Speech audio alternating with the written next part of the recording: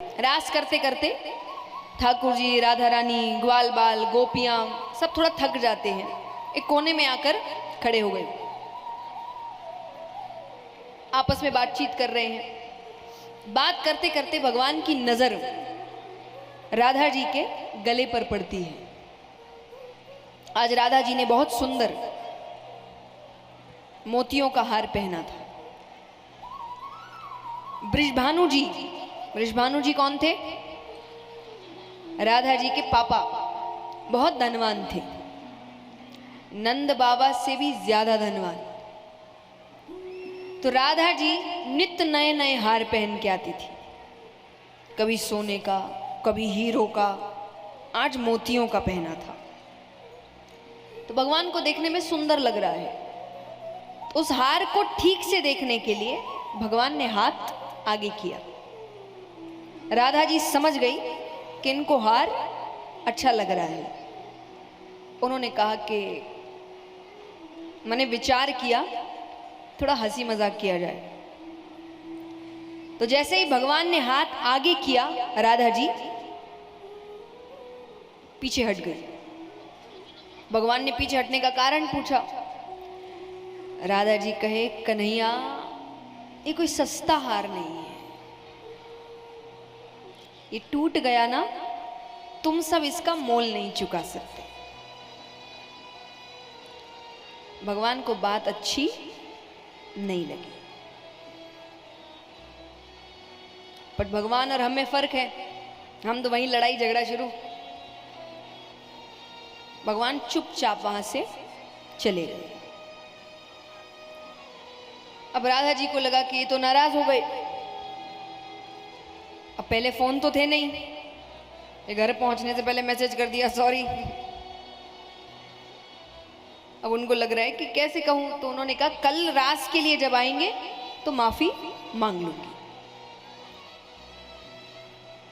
क्योंकि देखिए, ये तो चलिए प्रसंग है, लीलाएं सब भगवान की पहले से बंधी होती है, पर हर चीज एक सीख के लिए होती है।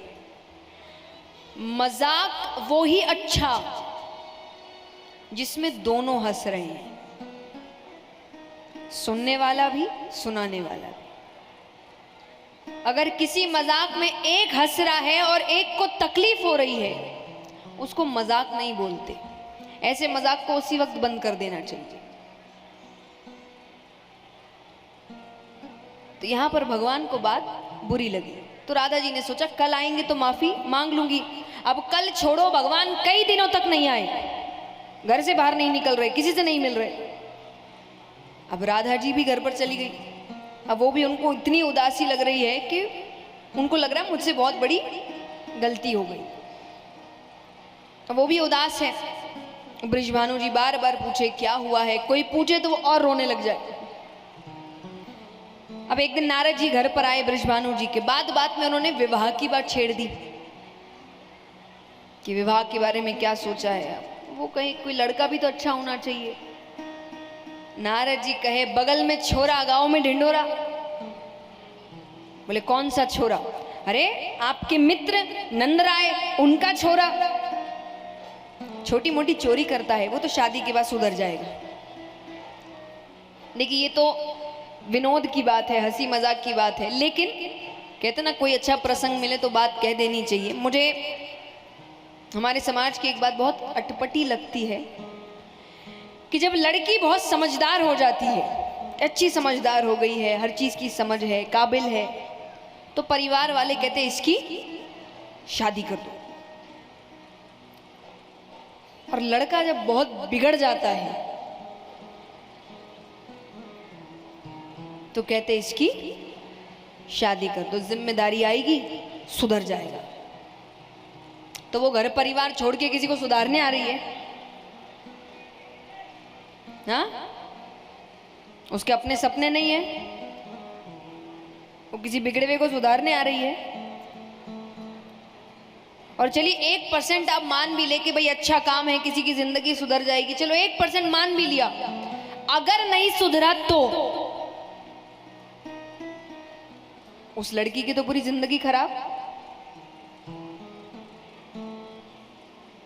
तो इसीलिए निवेदन है जितने माँ बाप यहाँ बैठे हैं, जब दोनों समझदार हो, दोनों काबिल हो और दोनों शादी के लिए तैयार हो, तभी शादी करिए।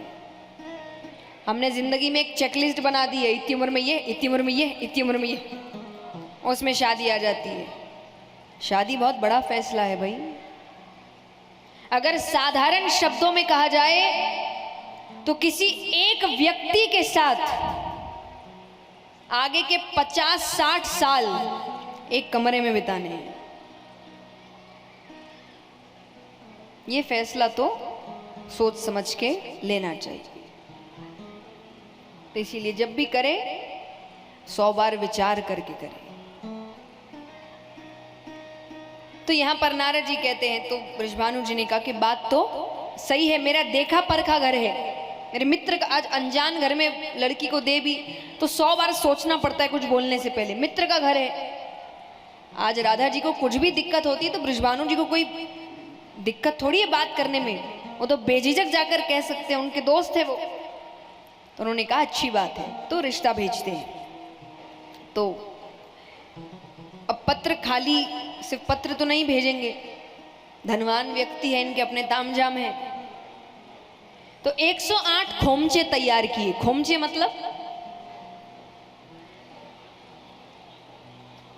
थाल, परात, जिसमें गिफ्ट्स तैयार करके शादियों में भेजते हैं ना। तो 108 खोमचे तैयार किए, सब में कुछ ना कुछ रखा, किसी में मेवा, किसी में सोना, किसी में मालाएं हैं। एक खोमचा खाली बच गया, उसमें मोती भर दिए। अब वो भगवान के घर पहुंचता है। अब भगवान को खबर लगी तो मन तो उनका भी खुश तो हो रहे हैं, लेकिन फिर खुश होते होते ही उनकी नजर मोतियों के खोमचे पर गई। फिर से बात याद आ गई। भगवान यहाँ एक लीला करते हैं। उन्होंने एक अच्छा खासा हिस्सा मोती का उठाया और वहां से चले गए। अब नंद बाबा आए, नंद बाबा को मोती कम लग रहे हैं। तो नंद बाबा ने सेवकों से पूछा कि यहाँ कोई आया था? बोले कृष्ण बलराम आए थे। बाबा कहे अपने ही घर में चोर है, दूसरे से क्या पूछना। उन्होंने आवाज लगाई, कन्हैया तूने यहाँ से मोती उठाए? भगवान कहे हाँ उठाए। क्यों उठाए? बोले मैंने मोतियों की खेती कर दी है। और सच में वो घर के पीछे लेकर जाते, जैसे अंगूर के गुच्छे लटकते, मोतियों के गुच्छे लटक रहे हैं। अब भगवान कहे एक नहीं 108 खोमचे मोतियों से भर के भेजो। उन्होंने 108 खोमचे मोतियों से भर के भेजे। अब सामान गया। राधा जी के चेहरे पर एक बार के लिए तो मुस्कुराहट आती है। अब सब थाल पर कपड़े लगे हैं, वो देख रही है क्या क्या सामान आया। पहला कपड़ा हटाती है, मोती, दूसरा मोती, तीसरा मोती, और जोर से रोने लग गई। क्योंकि बाकियों को नहीं पता, उनको पता है कि ये मुझे दिखाने को ही भेजे गए हैं कि हमारे घर भी मोतियों की कमी नहीं है। यानी उनको लग रहा है कि इनको बात इतनी चुभ गई। अब वो बहुत उदास हो गई, बहुत उदास हो गई। तो बृषभानु जी ने एक ऐलान किया कि राधा बहुत उदास है, भोजन नहीं कर रही, किसी से बात नहीं कर रही। जो उसके चेहरे पर मुस्कुराहट ले आएगा उसे मुंह मांगा इनाम दिया जाएगा। बात बरसाने से वृंदावन पहुंचती है। भगवान का भी मन विचलित हो गया। अब भगवान का अब तो मनाना पड़ेगा, और सीधे सीधे नहीं जा सकते। क्या पता ये मेरे लिए ही ये कहानी करी हो। जैसे ही वहां पहुंचू वैसे ही कह दे एक खबर मिली नहीं कि आ गए मुझे मनाने। और अभी तक किसी को नहीं पता कि झगड़ा हुआ है, तो मना रहे, ये भी सबको क्यों बताना, जबरदस्ती तमाशा क्यों करना, दोनों के बीच की बात है। तो भगवान कह रहे ऐसा क्या करूं कि जो भी रहे बात हम दोनों के बीच ही रहे। तो भगवान की नजर यशोदा मैया पर पड़ती है। उनको एक तरकीब सूझती है। राधा जी को चूड़ियां बहुत पसंद थी, तो भगवान ने खूब सारी अलग अलग रंग की चूड़ियां इकट्ठा करी, घाघरा दुपट्टा सब लगाया, मनिहारी का वेश बनाकर वो बरसाने की गलियों में घूम रहे हैं। राधा जी के घर के नीचे आवाज लगा रहे, चूड़ी ले लो, लाल हरी पीली नीली चूड़ी ले लो। राधा जी का आवाज तो जानी पहचानी लग रही है। भगवान राधा जी के चेहरे पर फिर से मुस्कुराहट लेकर आते हैं।